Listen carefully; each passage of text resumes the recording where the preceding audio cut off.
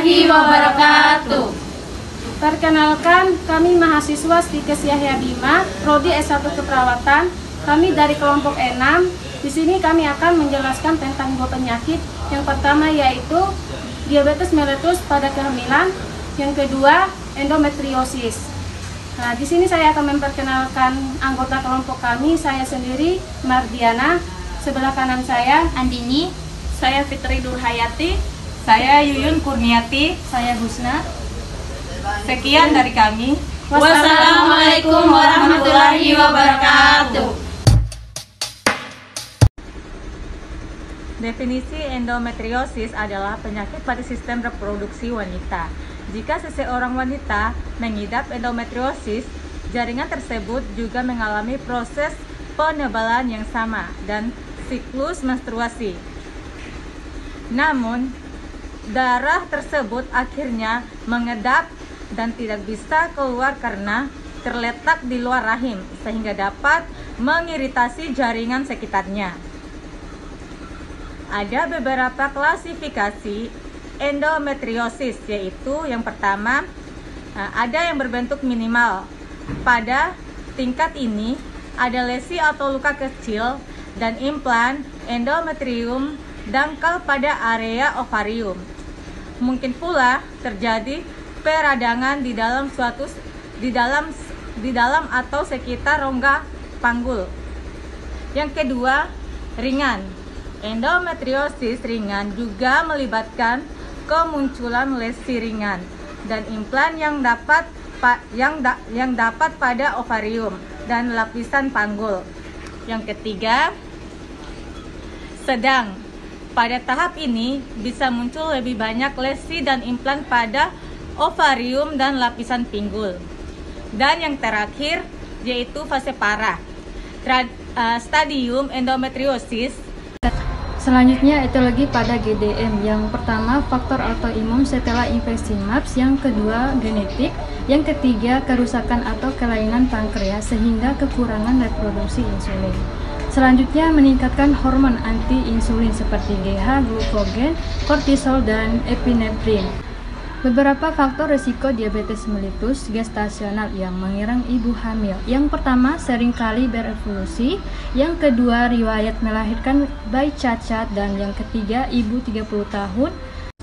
Selanjutnya, pemeriksaan penunjang GDM. Ada dua pemeriksaan penunjang GDM. Yang pertama, pemeriksaan gula darah. Beberapa hal yang harus diperhatikan saat melakukan pengukuran. Yang pertama, jangan melakukan perubahan pola makan dan aktivitas fisik 3 hari sebelum pemeriksaan. Kedua, puasa selama minimal 8 jam sebelum tes, tetapi boleh minum air putih. Ketiga, pengukuran kadar gula darah, puasa dilakukan terlebih dahulu. Keempat, minum glukosa anhidrosa 75 gram pada 250 ml air dalam waktu 5 menit. Kemudian kembali berpuasa selama 2 jam. Yang kelima, lakukan pemeriksaan konsentrasi glukosa 2 jam postprandial. Pemeriksaan kedua, ultrasonografi. USG kehamilan perlu dilakukan untuk melihat pertumbuhan dan perkembangan janin. Berdasarkan hasil USG, dokter kandungan dan endokrin dapat melakukan evaluasi tata laksana pada bayi maupun ibu dan dapat membuat perencanaan persalinan pada diabetes gestasional. Seringkali terjadi berat badan lahir besar yang sering menyebabkan bayi tidak dapat lahir per vaginam. Selanjutnya, komplikasi pada GDM ada dua. Yang pertama, komplikasi yang dapat terjadi pada ibu hamil, yaitu gangguan penglihatan, preklamasi. Selanjutnya, manifestasi klinis gestasional diabetes mellitus. Macam-macam keadaan klinis yang dirasakan diabetes mellitus. Yang pertama yaitu poliuria, banyak berkemih. Yang kedua, polidipsia, banyak minum. Yang ketiga, penurunan berat badan. Yang keempat, polifagia, banyak makan. Yang kelima, letih, lesu, badan lemah dan gatal. Yang keenam, pandangan kabur. Yang ketujuh, pruritus vulva pada wanita, kelelahan, pandangan kabur. Yang kedelapan, mata kabur, pusing dan mual. Yang kesembilan, kurangnya ketahanan pada saat melakukan olahraga dan mudah infeksi. Atau fisiologi diabetes mellitus pada kehamilan. Selain perubahan-perubahan fisiologi tersebut, akan terjadi suatu keadaan di mana jumlah atau fungsi insulin menjadi tidak optimal. Terjadi perubahan kinetika insulin dan resistensi terhadap efek insulin. Akibatnya, komposisi sumber energi dalam plasma ibu bertambah atau kadar gula darah tinggi dan kadar insulin tetap tinggi. Pengaruh diabetes mellitus terhadap kehamilan yang pertama yaitu pengaruh kehamilan, persalinan, dan nifas terhadap DM. Yaitu kehamilan dapat menyebabkan status pre-diabetik menjadi manifest diabetik. Selanjutnya, diabetes mellitus akan menjadi lebih berat karena kehamilan. Yang kedua, pengaruh penyakit gula terhadap kehamilan diantaranya adalah yang pertama abortus dan partus prematurus. Yang kedua hidronium. Terapi diabetes pada ibu hamil, adapun terapi atau obat oral yang bisa dikonsumsi oleh penderita diabetes mellitus pada ibu hamil. Ada 3 obat, yaitu yang pertama metformin yang bekerja dengan cara meningkatkan aktivitas hormon insulin, mengurangi pembentukan gula darah di dalam hati, dan menurunkan penyerapan gula di dalam usus. Dan yang kedua glibenclamid, manfaatnya sama dengan metformin. Dan yang ketiga aspirin yang bekerja dengan cara membantu melindungi penderita diabetes dari serangan jantung atau stroke. Dan ada 2 diagnosa yang bisa terjadi, yaitu ansietas dan risiko infeksi. Kenapa bisa terjadi ansietas dan risiko infeksi? Karena yang pertama ansietas, penyebabnya kurang terpaparnya informasi dari diabetes mellitus, dan gejala yang bisa timbul pada pasien yang terkena diabetes mellitus yaitu tampak gelisah dan adanya rasa khawatir karena kondisi yang dihadapi oleh pasien. Dan yang kedua risiko infeksi. Kenapa bisa terjadi risiko infeksi? Dikarenakan adanya penyebab dari penyakit kronis, misalnya diabetes mellitus itu sendiri. Definisi endometriosis adalah penyakit pada sistem reproduksi wanita. Jika seseorang wanita mengidap endometriosis, jaringan tersebut juga mengalami proses penebalan yang sama dan siklus menstruasi. Namun, darah tersebut akhirnya mengedap dan tidak bisa keluar karena terletak di luar rahim, sehingga dapat mengiritasi jaringan sekitarnya. Ada beberapa klasifikasi endometriosis, yaitu yang pertama ada yang berbentuk minimal. Pada tingkat ini ada lesi atau luka kecil dan implan endometrium dangkal pada area ovarium. Mungkin pula terjadi peradangan di dalam atau sekitar rongga panggul. Yang kedua, ringan.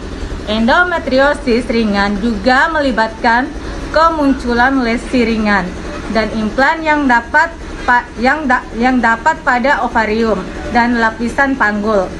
Yang ketiga, sedang. Pada tahap ini bisa muncul lebih banyak lesi dan implan pada ovarium dan lapisan pinggul. Dan yang terakhir yaitu fase parah. Stadium endometriosis yang paling parah akan melibatkan implan. Selanjutnya, etiologi pada endometriosis. Beberapa ahli mencoba untuk menerapkan kejadian endometriosis, yaitu berupa teori. Yang pertama, teori implantasi regurgitasi. Teori ini menerangkan adanya darah haid yang menjalar kafum uterik melalui tuba falopik. Tetapi teori ini tidak dapat menerapkan kasus endometriosis di luar kerdil. Yang kedua, teori metaplasia yang menerapkan metaplasia pada sel-sel yang berubah menjadi endometrium dan dikatakan sebagai akibat iritasi atau infeksi. Dan yang ketiga, teori imunologi. Sel epitel yang membungkus perineum, parietal, dan ovarium sama asalnya. Karena itu, endometriosis sejenis dengan sisotel. Adapun faktor risiko endometriosis, yang pertama berusia antara 25-40 tahun. Yang kedua, memiliki ibu atau keluarga perempuan yang menderita endometriosis. Yang ketiga, belum pernah melahirkan. Dan yang keempat, menderita kelainan rahim. Dan yang terakhir, mulai menstruasi pada saat usia masih terlalu muda.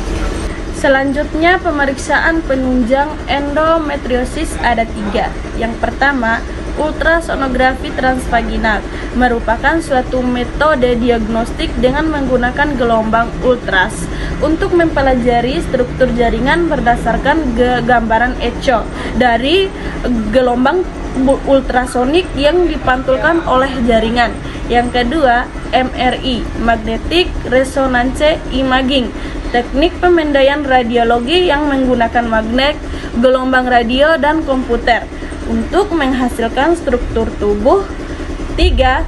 Marka biokimiawi, bahan genetik yang dengan mudah teridentifikasi, biasanya berupa DNA, yang dapat digunakan dalam laboratorium untuk mengetahui bagian-bagian sel, individu, dan populasi. Selanjutnya, komplikasi endometriosis ada 3.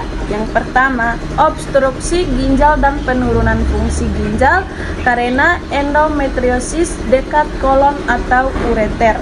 Yang kedua, torsi ovarium atau ruptur ovarium sehingga terjadi perioditas karena endometriosis.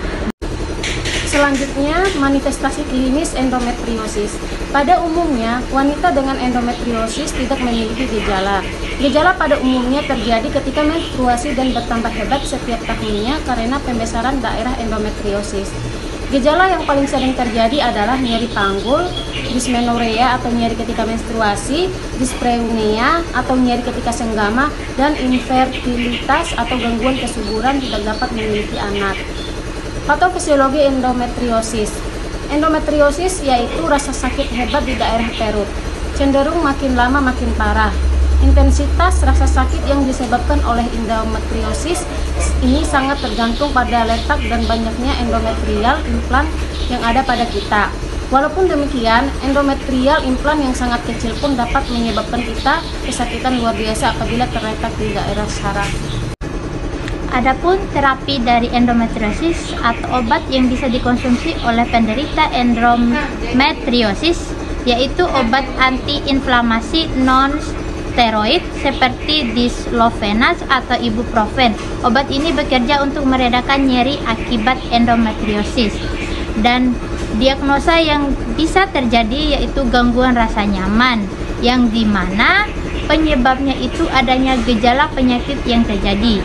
Gejalanya itu mengeluh sulit tidur dan pasti ada gejala yang lain seperti nyeri dan lain sebagainya.